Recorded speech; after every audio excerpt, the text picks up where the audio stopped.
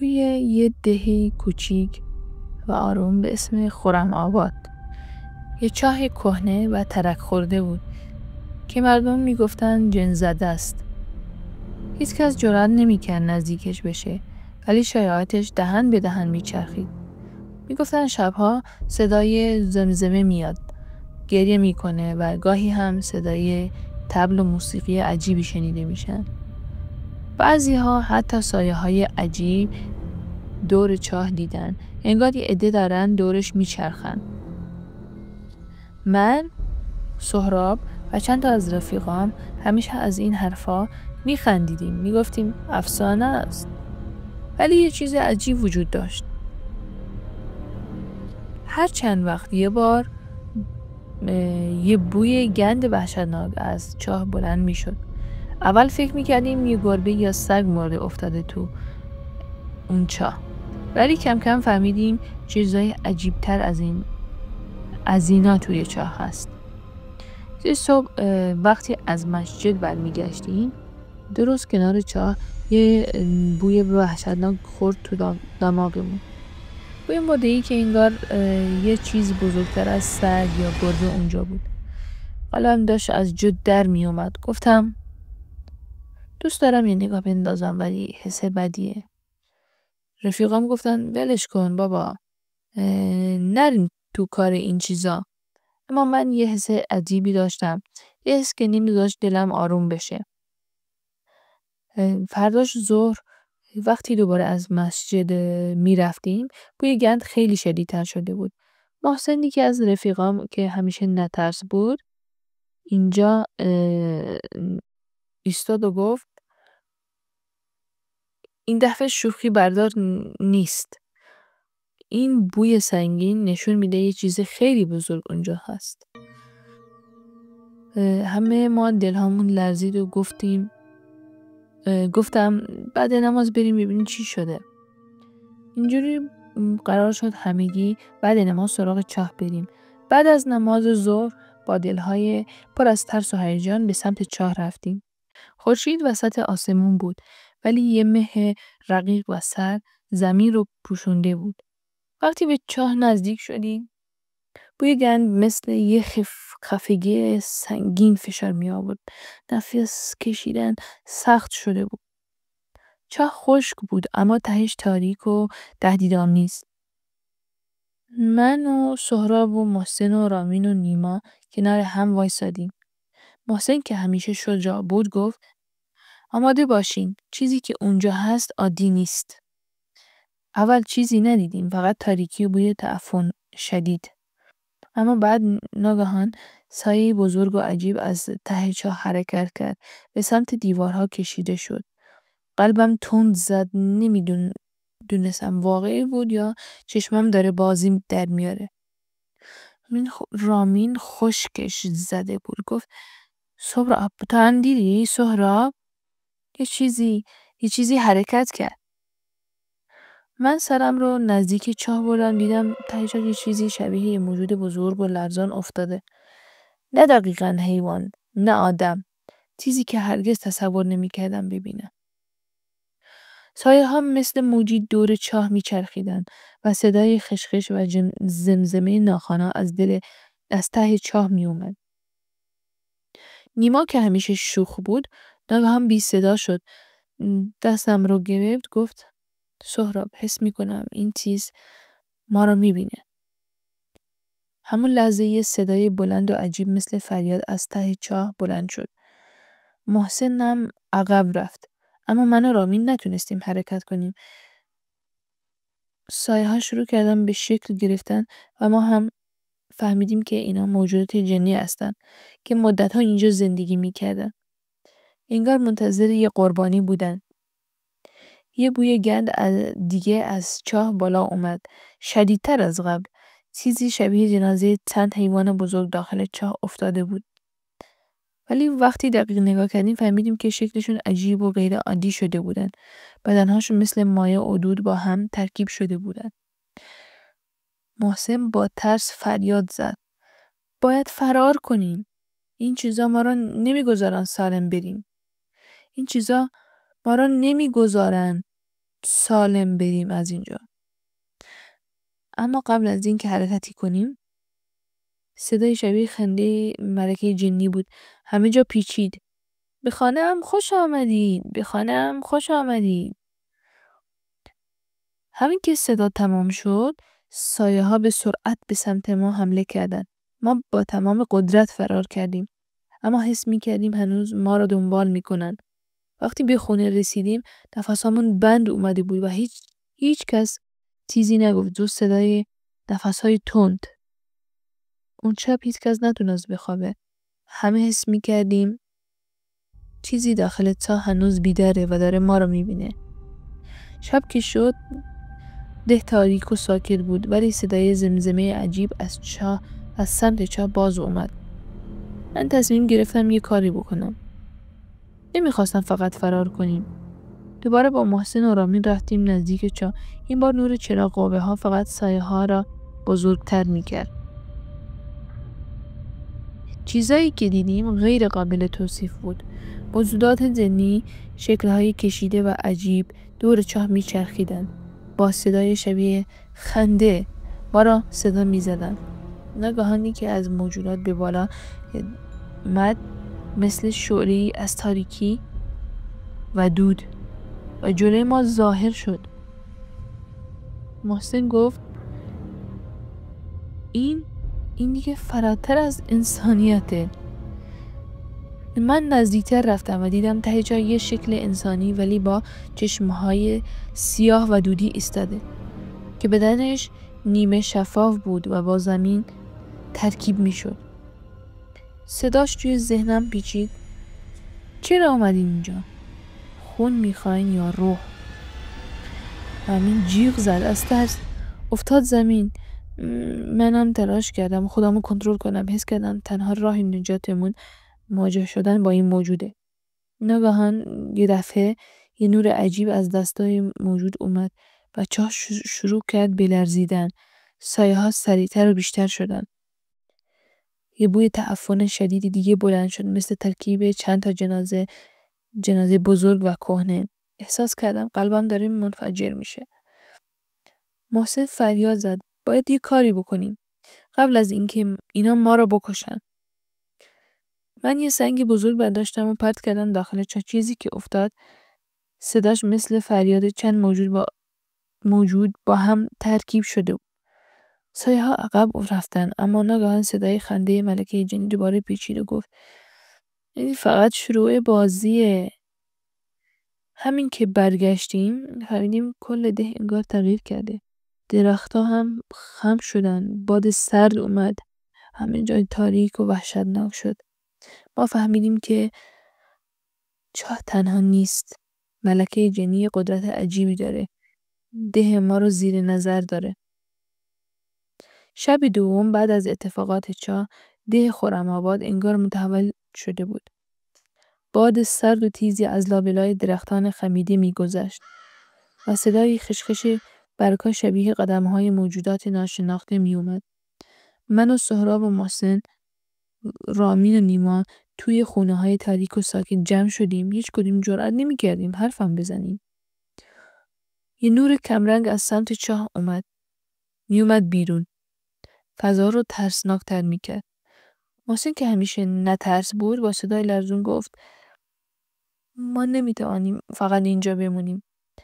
اگر نریم اونا میان دنبال ما. نیما و رامین فقط سر تکون دادن. من حس میکردم چیزی توی چاه منتظر ماست.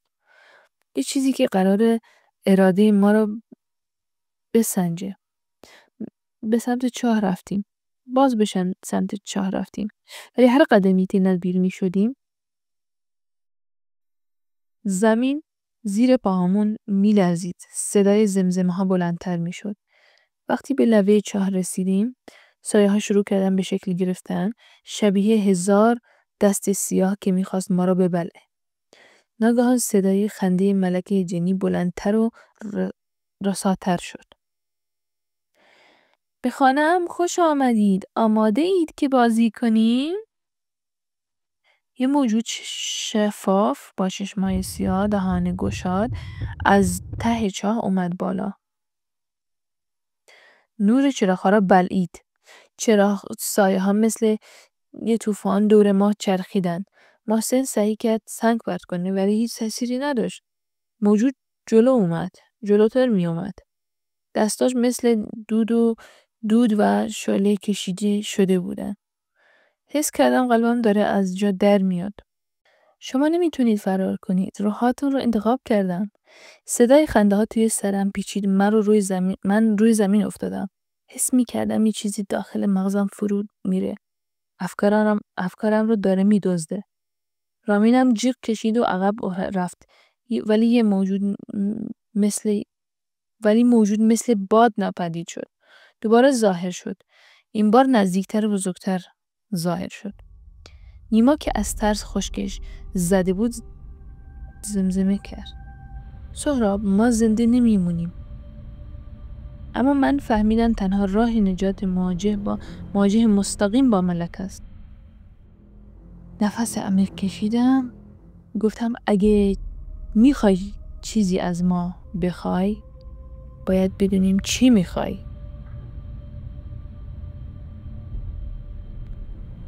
ملکه با صدای بلند خندید و گفت روح‌های ترسیده، شما وارد قلمروی من شدین و حالا باید بازی کنید. چاه شروع کرد به لرزیدن. خاک و سنگا ریختن پایین و سایه ها به سمت ما هجوم آوردن. ما عقب رفتیم ولی لبه چاه انگار نمری شده بود. هر لحظه ممکن بودی که از ما بیفته تو. محسن با تمام قدرت دست منو گرفت و گفت سهراب، باید یه کاری کنیم قبل از اینکه همه چیز تموم بشه.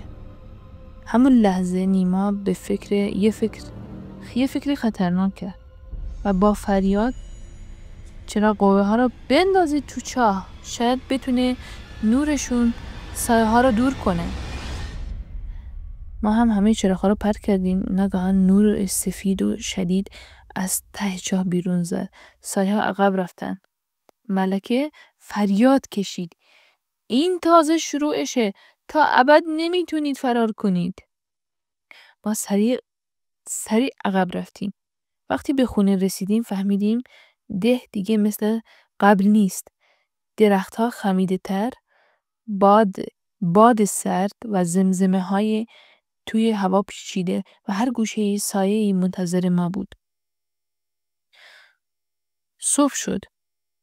ولی ده همچنان ساکت و ترسناک بود. ما تصمیم گرفتیم برگردیم و دلیل اصلی بوی وحشتناک و موجودات جنی را پیدا کنیم. به محض رسیدن به چاه، خاک تازه‌ای دیدیم که انگار چیزی توش دفن شده بود. من روی لبه چاه خم شدم و نگاه کردم. ته چاه تاریک و عمیق بود. چیزی شبیه یه سنگ سیاه و براق اونجا خودنمایی میکرد. محسن گفت اون سنگ انگار زنده است. همین که نزدیکتر رفتیم سنگ شروع کرد به تابیدن. با نور خفیف و زمزمه ای شبیه 1000 صدا ازش بلند شد. صدای ملکی دوباره پیچید. اگه این سنگ را بردارید قدرت منو آزاد میکنید. اگه نه تا ابد اینجا زندگیتون در ترس و وحشت میگذره. منم با ترس و لرز سنگ رو برداشتم. همون لحظه چاه شروع به لرزیدن کرد و خاک و سنگ ها به بیرون پاشیده شد. سایه ها دوباره حمله کردند اما نور سنگ باعث شد عقب نشینی کنند. ملکه باز ظاهر شد. بزرگتر، خشن‌تر از قبل. گفت این فقط شروعه. هر کس دلش ترسیده تا ابد در این ده خواهد موند. ما هم فهمیدیم راز چاه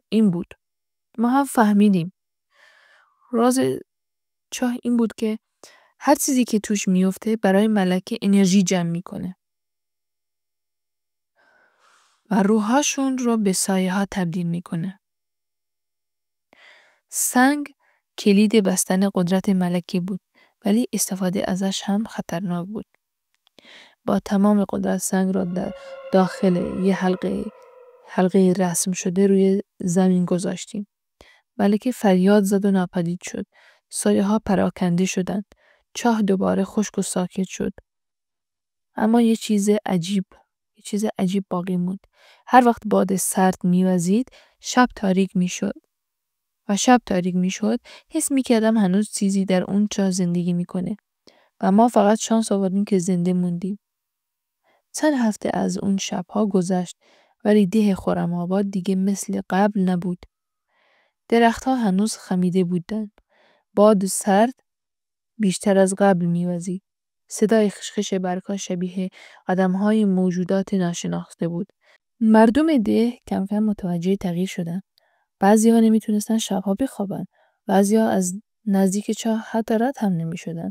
بعضی هم ناپدید شده بودن و هیچ کس نمیدونست کجا رفتن. من و سهراب هنوز با محسن و رامین و نیما درباره اون شب‌ها حرف می‌زدیم. سنگی که از چاه بیرون آوردیم حالا تو خونه من بود، نور خفیفی داشت.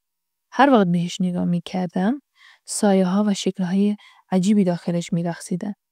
یه شب وقتی همه خسته و ترسیده خوابیده بودن، من حس کردم چیزی داره بهم نگاه میکنه. چراغ‌ها خاموش بودن. صدای نفس‌های من و باد تنها صداهای موجود بود. ناگهان نور کمرنگ سنگ شروع به لرزیدن کرد. از ته سنگ صدای خشخش عجیبی اومد. محسن از خواب پرید، گفت سهراب دوباره شروع شده؟